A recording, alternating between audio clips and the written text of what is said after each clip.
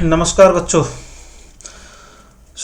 हमारी ये next video है नवोदय विद्यालय प्रवेश परीक्षा क्लास 6 के लिए।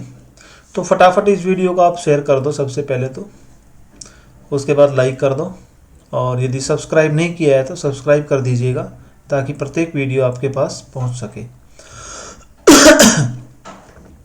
अब हम लोग आपको बताने जा रहे हैं नवोदय विद्यालय प्रवेश परीक्षा भाषा परीक्षण हिंदी के बारे में। आपको बताएंगे हिंदी के बारे में कि हिंदी में क्या आते हैं। ये पार्ट सी है, पार्ट आपका सी आएगा। पार्ट सी जो है वो 20 मार्क्स का आएगा।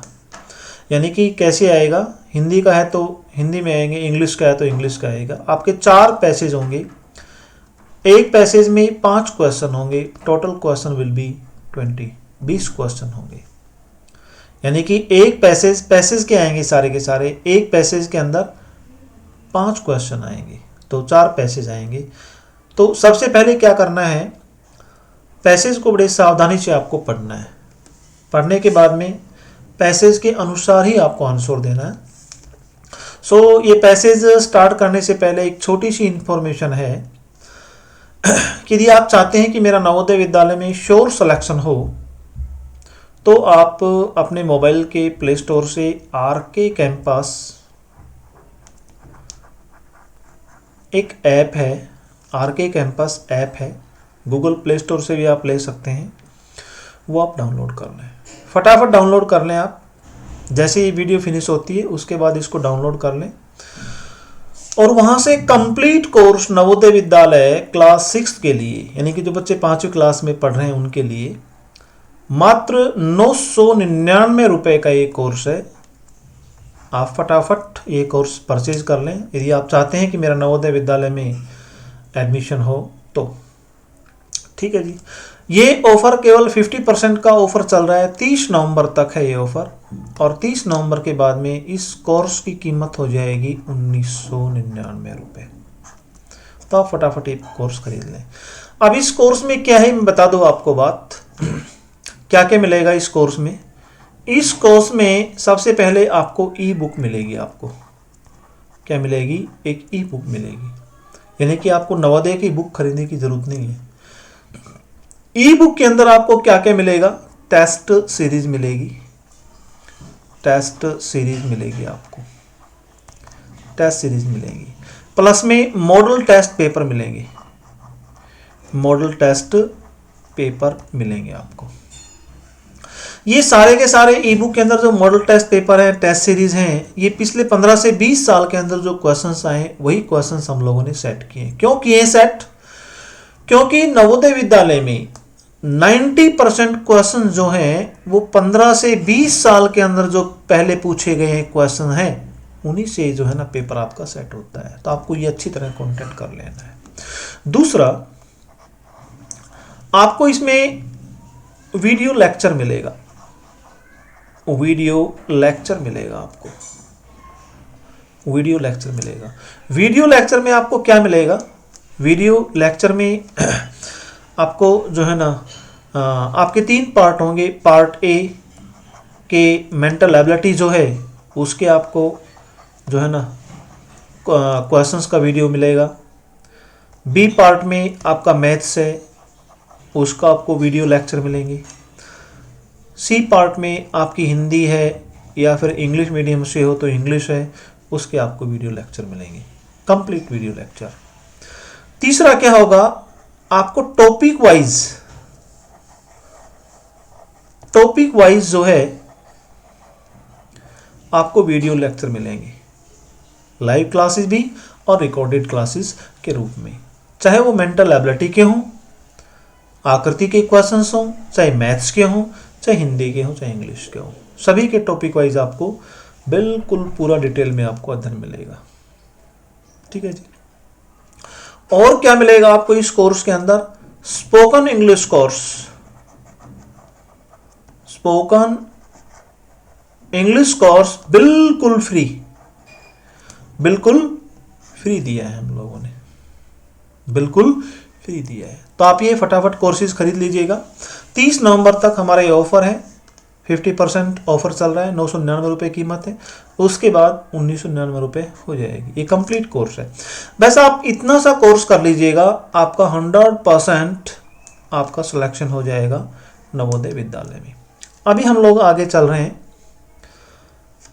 अनुच्छेद 1 ऊपर निर्देश है कि प्रश्न संख्या 1 से 10 यानी कि 2 पैसेज मिलेंगे आपको। एक पैसेज में 5 क्वेश्चंस आएंगे आपके। नीचे दिए गए अनुच्छेद को सावधानी से पढ़िए और उसके नीचे दिए गए प्रश्नों के उत्तर दीजिए। तो इसमें आपको 2 चीजें ध्यान रखना है, सिर्फ 2 चीजों का ध्यान रखना है कि सबसे पहले अनुच्छेद को बहुत ही सावधानी से आपको पढ़ना है। That's all. कैसे? एक गांव में एक लड़का रहता था, उसके घर के पास एक पेड़ था, उस पर एक बंदर रहता था। वह बहुत नटखट था, फिर भी उसकी माँ उसे बुलाती थी और उसे खाने के लिए केले और मिठाइयाँ देती थी। एक दिन वह लड़का माँ के साथ मेला देखने गया। वे लोग घर में ताला लगाकर सुबह ही चले गए। शाम को लौटने पर उसने एक विचित्र बात देखी। वह बंदर उस दिन पेड़ छोड़कर कहीं नहीं गया। वृक्ष की सबसे ऊंची डाल पर बैठा बैठा वह सारे दिन घर की रखवाली करता रहा। उसकी माँ ने उस दिन उसको बहुत सारी चीजें खाने को दी। पैसेज हमने बड़ी सावधानी से पढ़ा है, पहली बात। दूसरी बात कि आपको अकॉर्डिंग टू पैसेज के अनुसार ही आपको आंसर देना है। कैसे? जैसे पेड़ पर कौन रहता था, तो पेड़ पर तो कौवा भी रहता है, चिड़िया भी रहती है, मैना भी रहती है, लेकिन इस पैसेज में कौन रहता था? घर के पास एक पेड़ था और उस पर एक बंदर रहता था। तो यहाँ पे बंदर है, तो आप बंदर ही कीजिएगा। आपका B answer, this is correct. Okay,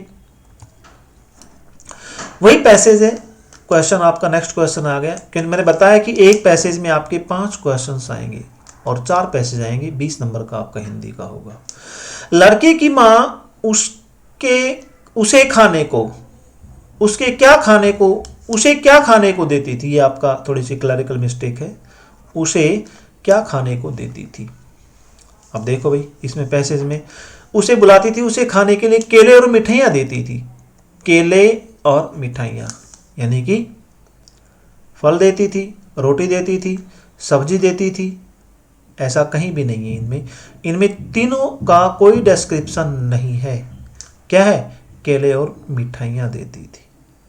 तो जो आपके पैसेज में है, सबसे पहले पैसेज को बड़े ध्यान से पढ़ना है। दूसरा, पैसेज के अनुसार ही आपको उसका आंसर देना है। केले और मिठाइयाँ उसको देती थी। This is correct. सो आपका डी, दिस इज करेक्ट।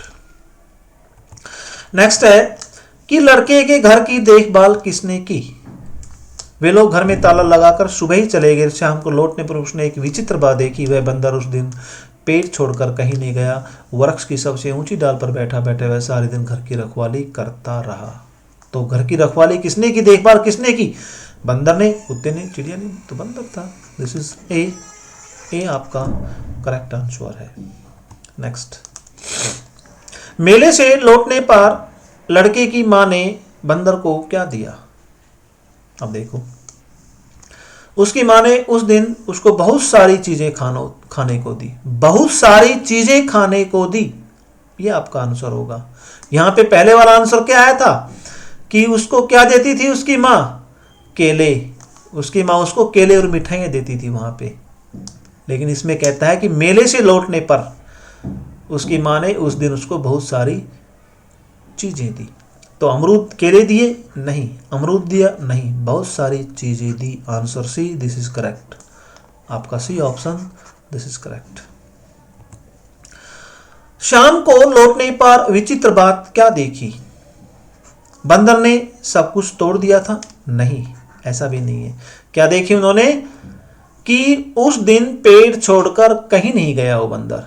ये विचित्र बात देखी उन लोगों ने। पेड़ छोड़कर कहीं नहीं गया। सारा दिन बंदर पेड़ की सबसे ऊंची डाल पर बैठा रहा। बंदर ने मोहल्ले, बिल्कुल करेक्ट है ये भी इनकरेक्ट है, ये भी इनकरेक्ट है। So this is B, this is correct. Okay, next अनुच्छेद 2 है। तो सबसे पहले आपको क्या करना है? फर्स्ट आपकी ड्यूटी है की अनुच्छेद को बड़े ही ध्यान से सावधानी से पढ़ना है। बहुत ही आपको सावधानी से अनुच्छेद को आपको स्टडी करना है, बड़ी सावधानी से आपको अनुच्छेद पढ़ना है।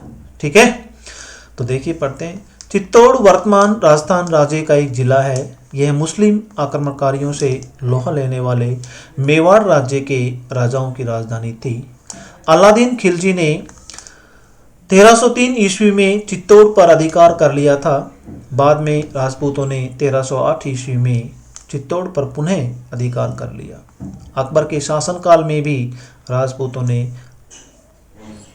अकबर ने वीरतापूर्वक मुकाबला किया। महाराणा प्रताप जैसे वीर और साहसी राजा ने जंगलों में भटकना तो स्वीकार कर लिया, किंतु अकबर की अधीनता स्वीकार नहीं की। अनेक राजपूत रानियों ने अपने अस्तित्व की रक्षा के लिए आग में जलकर तो स्वीकार कर लिया, आग में जलकर स्वीकार कर लिया। चित्तौड़ में निर्मित विजय स्तंभ, कीर्ति स्तंभ और किला राजपूतों की वीरता की गाथा सुनाते हैं। तो सबसे पहले पैसेज को बड़ी सावधानी से पढ़ना है। दूसरा है कि पैसेज के अनुसार ही आपको आंसर देना है।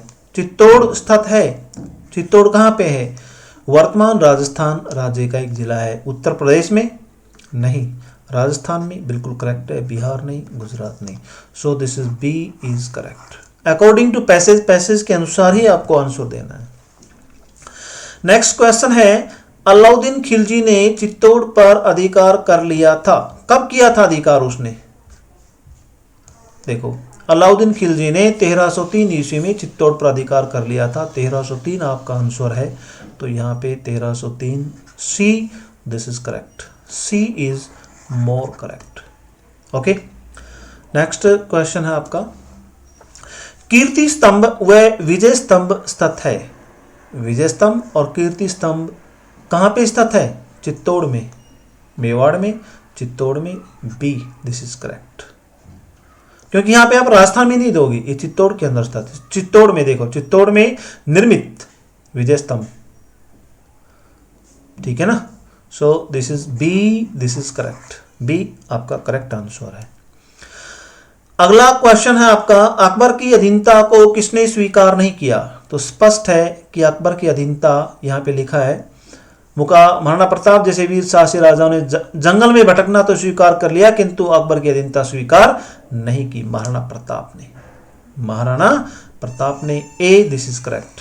आपका ए ऑप्शन जो है ये बिल्कुल करेक्ट है कि उसने जंगलों में भटकना तो स्वीकार किया, लेकिन अकबर की अधीनता स्वीकार नहीं की।